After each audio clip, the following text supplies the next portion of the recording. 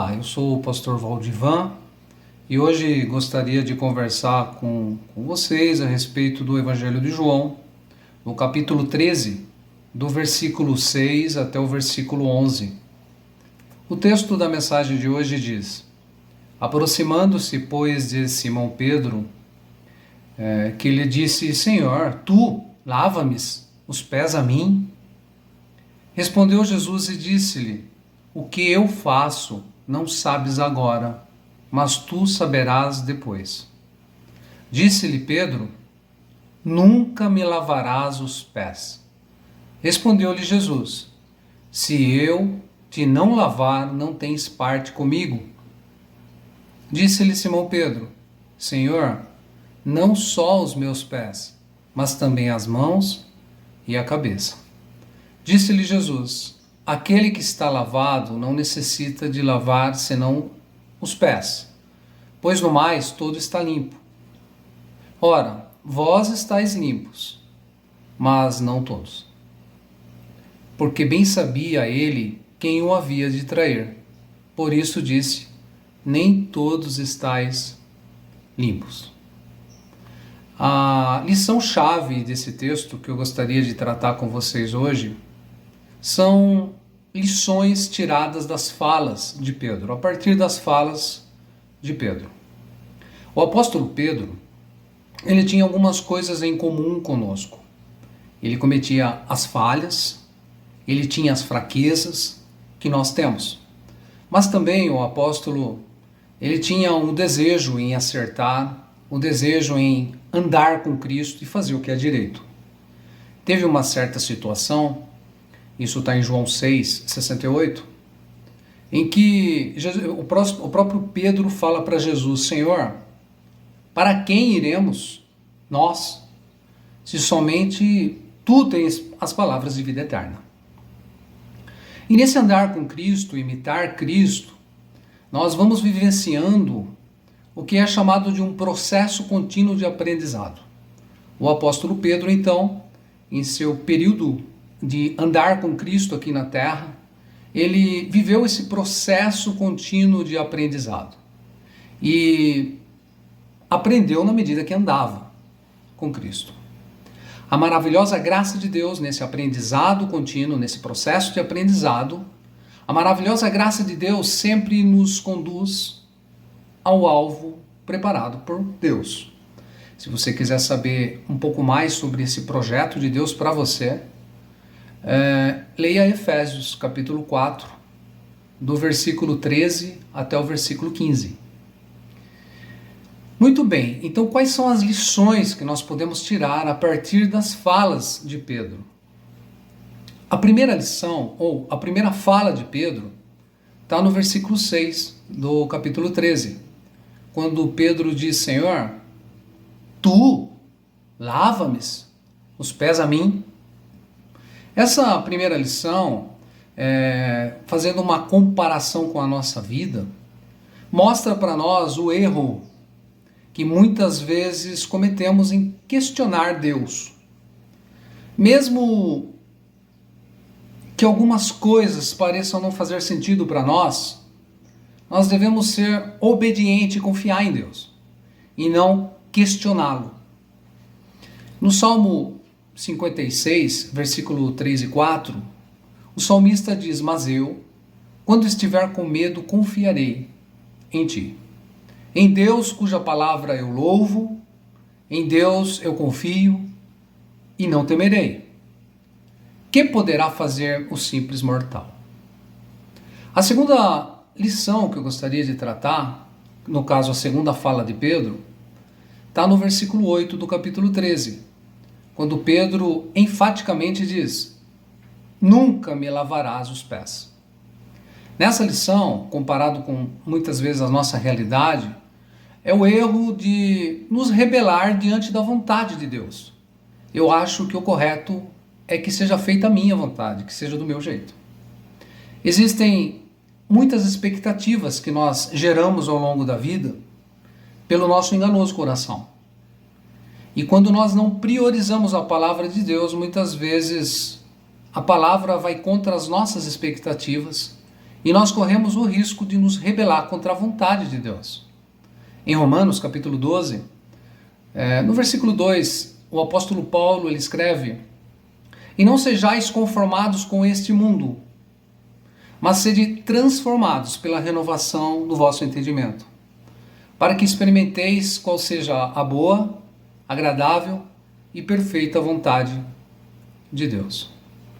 A terceira e última fala do apóstolo Pedro nesse texto, a qual eu gostaria de tratar, está no versículo 9, quando ele diz assim: Senhor, não só os pés, mas também as mãos e a cabeça. Nessa terceira lição, eu quero comparar conosco, no sentido do erro de pensar que nós podemos ensinar Deus. Deus, não precisa que seja do seu jeito, precisava ser do meu jeito. E quando nós corremos o risco de tentar orientar Deus, um dia desses, no meu momento de oração, eu percebi que parece que ao orar eu estava dizendo para Deus o que fazer. Em Efésios capítulo 5, versículo 13, está escrito, portanto, não sejam insensatos, mas procurem compreender qual é a vontade do Senhor. Então, brevemente eu quero tratar essas 3 falas de Pedro e trazer aplicações para nós enquanto eu estiver tratando essas falas de Pedro. Então a primeira fala de Pedro: Senhor, tu lava-me os pés a mim. Aquele ato humilde de Jesus, lavando os pés dos discípulos, parecia insuportável para Pedro. Tu não teria um outro para lavar os seus pés? Perceba, Pedro não está dizendo eu me voluntario. Mas tu, Senhor, não existe um outro aqui que poderia fazer. Por que não outro? Mas tu. Tem tantos discípulos aqui. Pedro lança um questionamento ao agir de Deus. Perceba, na mesma frase de indignação de Pedro, ele chama Jesus de Senhor. Senhor, tu lava-me os pés a mim. Reconheço que és o meu Senhor. No caso de Pedro, ao chamá-lo de Senhor, reconheço, Jesus, que és o meu Senhor. Mas o meu orgulho não me deixa aceitar que o Santo de Deus tenha que se humilhar tanto para me lavar, tenha que se humilhar tanto para me purificar, tenha que se humilhar tanto para me santificar e me dar a salvação. E agora eu pergunto para você, baseado então nesse primeiro versículo, em qual área da sua vida você diz para Jesus: Jesus, eu reconheço que tu és o meu Senhor, mas isso não faz sentido para mim. A maneira como eu estou vivendo, as situações e perseguições, as provações da minha vida, não faz sentido para mim. Eu não estou gostando dessa situação. Ou, Jesus, tu és o meu Senhor, mas por que a minha vida tem que ser assim? Ou por que essa situação tem que ser assim? Em Provérbios capítulo 3, versículo 5, o escritor diz assim: confia no Senhor de todo o teu coração e não te estribes no teu próprio entendimento. Não se apoie no seu próprio entendimento, mas confie no Senhor. Não questione o agir de Deus. Creia e observe, obedeça à vontade de Deus, a qual nós já tratamos que é boa, perfeita e agradável. A resposta de Jesus diante dessa indignação de Pedro está no versículo 7, que Jesus responde: o que eu faço, tu não sabes agora, mas tu saberás depois. Esse versículo me chama muita atenção diante das provações que às vezes eu passo, que eu percebo que naquele momento eu não entendo, mas Deus, Ele vai permitir que no futuro algumas coisas sejam esclarecidas a partir daquela situação. Mas o que me chama a atenção aqui é o agora e o depois. Você não sabe agora, você saberá depois. Precisaria acontecer muitas coisas para que esse depois pudesse chegar e Pedro pudesse compreender. Por exemplo, Pedro precisaria observar os soldados capturando Jesus. Pedro precisaria passar pelaquela situação onde ele negou Jesus, chorar amargamente, ver Jesus morrendo naquela cruz e depois ressuscitando no terceiro dia.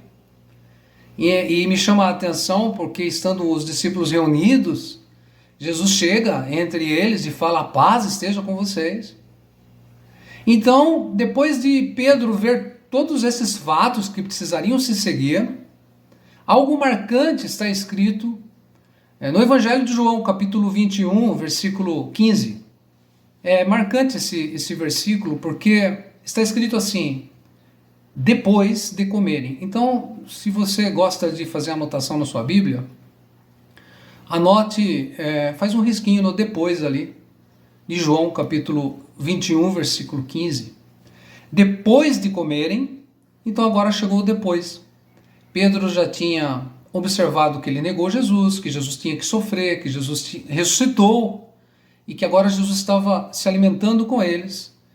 Então nesse versículo ele diz assim: depois de comerem, Jesus perguntou a Simão Pedro: Simão, filho de João, você me ama realmente mais do que esses?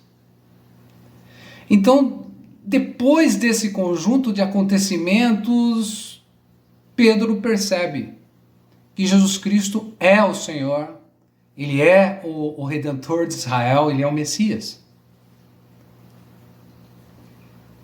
O momento do depois permitiu que Pedro entendesse que, pela humilhação de Cristo, como servo, Jesus iria oferecer plena salvação. Pedro iria perceber que, pela obra redentora de amor, Jesus aceitou um discípulo que o negou. Pela obra de Cristo, Jesus fez a vontade do Pai. No versículo então 15 do capítulo 21 de João, esse depois de comerem, Jesus então mostra para Pedro: Pedro, como eu cumpri a vontade do Pai, obedecendo e pregando e ensinando, você agora tem uma missão. Você precisa agora apacentar as minhas ovelhas. A segunda fala de Pedro que eu gostaria de tratar com vocês está em João, capítulo 13, versículo 8, que Pedro ele fala assim: nunca me lavarás os pés. Sabe o que Pedro estava querendo dizer com esse nunca me lavarás os pés? Compreender depois o quê? Comigo é aqui e agora. Eu quero uma resposta agora. E eu já tenho definido para mim: nunca me lavarás os pés. Trazendo uma comparação para cada um de nós. Você é uma pessoa assim? Tudo para agora? Tudo para hoje? Você é uma pessoa precipitada? Você se deixa dominar pelo enganoso coração? Pedro, ao dizer isso nesse versículo 8, ele está sendo teimoso. Como assim? Nunca me lavarás os pés? Jesus deveria purificar Pedro sim naquele momento. Caso contrário, Pedro não teria parte com Jesus. Não há salvação sem a purificação de Cristo. Todos nós necessitamos do agir de Jesus em nós, por nós, apesar de nós. Em Efésios capítulo 1, versículo 7, está escrito: nele, que é Cristo Jesus, temos a redenção por meio do seu sangue, o perdão dos pecados de acordo com as riquezas da graça de Deus. Agora, na primeira carta de João, capítulo 1, versículo 7, diz: o sangue de Jesus Cristo, seu Filho, nos purifica de todo o pecado. Nunca pense em se rebelar diante da vontade de Deus. Se Jesus é o seu Senhor, sirva-lhe como um servo, seja obediente. Jesus é o seu Senhor.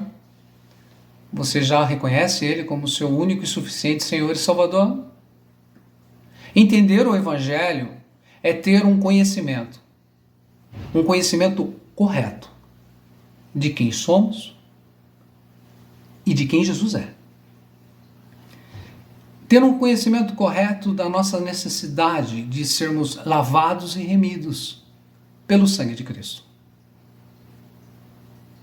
Jesus, no versículo 8, ele diz assim: se eu não te lavar, Pedro, tu não tens parte comigo. A terceira e última fala de Pedro está no versículo 9, que Pedro fala: Senhor, não só os meus pés, mas também as mãos e a cabeça. Assim como Pedro, nós precisamos aprender e compreender que nós devemos abandonar as atitudes de oposição à palavra e abraçar, se render, confiar na vontade de Deus. Nesse versículo 9, nós vemos Pedro agora se rendendo à vontade de Cristo. E eu pergunto para você, qual é a área da sua vida que você ainda não se rendeu em obediência à vontade de Cristo, à palavra de Deus? Em Isaías, capítulo 45, versículo 9, Deus ele diz assim: ai daquele que contende com o seu Criador, o caco entre outros cacos de barro. Porventura dirá o barro ao que o formou: que fazes? Ou qual é a tua obra que tens nas mãos? Aprendamos a reconhecer que Deus é santo e verdadeiro e que seja feita a vontade de Deus. Eu não quero que seja como eu quero, mas como tu queres, Senhor. Renda-se à vontade de Deus. No versículo 10, então, disse-lhe Jesus: aquele que está lavado, estava dando uma dura em Pedro, dizendo assim: aquele que está lavado não necessita lavar senão os pés, pois no mais todo está limpo. Vou falar somente a parte A desse versículo. Então nessa passagem nós vemos o exemplo de Jesus em servir, lavando os pés, agindo, indo em direção aos discípulos, a humildade de Jesus. Nós vemos também Jesus purificando. Em breve Jesus, naquela cruz, ele derramaria o seu sangue precioso para a redenção dos nossos pecados. Pela morte de Jesus na cruz, estenderia a total redenção a todo aquele que nele crê. E o lavar os pés aqui, nesse texto, aponta para Cristo santificando os seus. Ou seja, pela cruz nós fomos perdoados.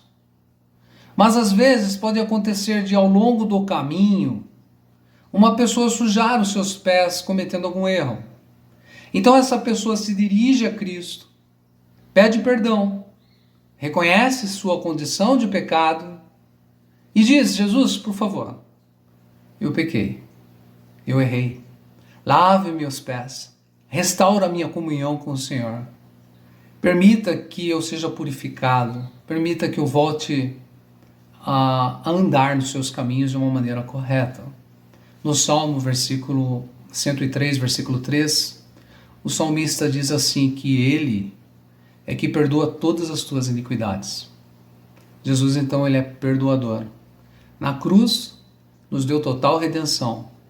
Ao lavar os pés, é uma simbologia de um processo de santificação, nos mostrando a importância de estarmos sempre nos aproximando dele, pedindo perdão, reconhecendo os pecados e buscando uma vida de santidade. Eu me lembro de Lutero, uma vez ele disse uma frase mais ou menos assim: eu pensei que o meu homem velho seria morto nas águas do batismo, mas eu descobri que ele sabe nadar. Então, ao longo da vida, mesmo lavados e remidos pelo sangue do Cordeiro, nós temos que andar com Cristo. E quando nós sujarmos os nossos pés, cometermos algum erro, algum pecado, que nós possamos ir com ousadia até o trono da graça, porque nós podemos em Cristo encontrar misericórdia e graça. E eu gostaria de concluir então esse texto, essa mensagem de hoje, lendo a parte B de João 13:10 e também já o versículo 11, que diz assim, na parte B: Ora, vós estáis limpos, mas não todos. Ai, né? Versículo 11: Porque bem sabia ele, Jesus, quem o havia de trair. Por isso disse, nem todos estáis limpos. Essa passagem que eu quero tratar agora é uma advertência. Estais limpos, mas não todos. Havia entre eles um traidor, uma árvore que poderia ser conhecida pelo fruto que dava. Havia um homem que persistia em seus pecados, que amava mais o pecado que a Cristo. Andava com os discípulos, falava como os discípulos, mas não obedecia como um discípulo. Antes se rendia ao pecado e se deixava dominar pelo pecado. Judas está nesse relato diante de nós como um sério sinal de advertência. Não brinque com Deus. Não deis lugar ao diabo. Efésios capítulo 4, versículo 27. Essa é a mensagem que eu gostaria de tratar com vocês hoje. Que Deus abençoe a todos.